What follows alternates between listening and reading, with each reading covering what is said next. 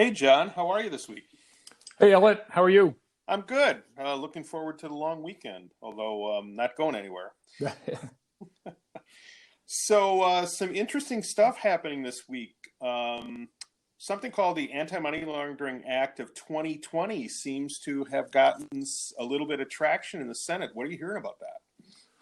Yeah, this is the first time since the Patriot Act, the most massive attempt to update the AML infrastructure that we've seen. As we're recording this, the Senate is actively working on the National Defense Authorization Act, and this would be an amendment to that act. So if this were to move, as we've said, would be clearly in 20 years the most changes we've ever seen to AML laws and regulation and guidance. And the at least the idea of making it an amendment seems to have some bipartisan support.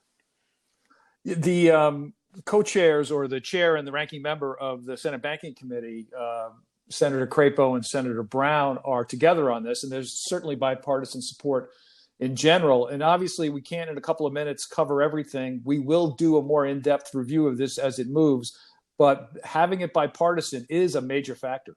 Yeah, so we might see, even if it doesn't survive as an amendment, we could see it come around as a standalone piece of legislation. It's certainly important enough and big enough. So, John, last summer and last fall, you were writing about this because we had some hope that maybe something would move before the end of 2019. That didn't happen. And this is actually bigger than what was on the table then. But what are a couple things in here that you want to highlight that are either new or certainly different than what we've seen in the prior proposals? Well, I don't know how much is new. I will say the House has been really very active in this as well, and a lot of the House themes are in the Senate version.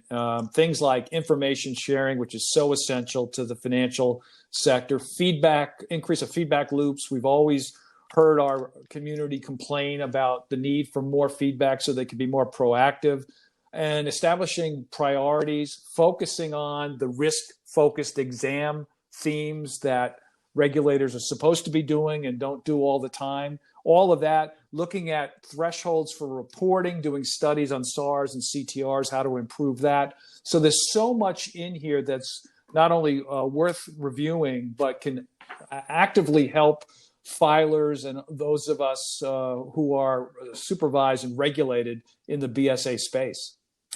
Yeah. So one of the things I noticed is that there is a section on here in here related directly to arts and antiquities. I know that's a topic that you care a lot about and been doing a lot of work in. Do you think it goes far enough? Well, it's a study, but it's good in that it's including both categories, the art world as well as the antiquities world.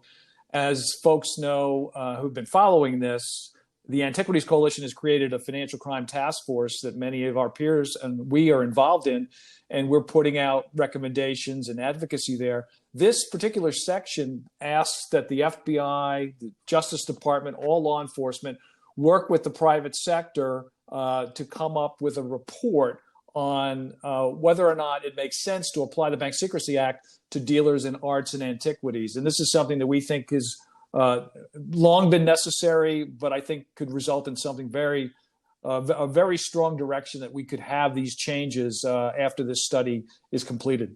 Yeah, and the study has a pretty short time frame. It's 180 days from passage, which that in Washington, in the Washington time zone, that's like warp speed. So exactly, yeah. And sorry to interrupt. The one other thing I'd mention real quick is there's an extensive section in the bill, in the amendment, on de-risking, defining it, trying to come up with the rationales why it's occurred, and how, in addition to GAO studies, how can it be remedied. So I think that's so important to the humanitarian groups that we also work with, and I think long needed too.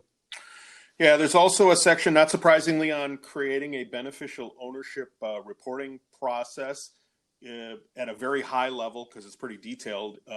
It requires the covered companies to report, not the chartering entities in the states and things like that. So I think that it'll be interesting to see if that happens, how the regulations work to actually make enforcement effective. But again, more to come later.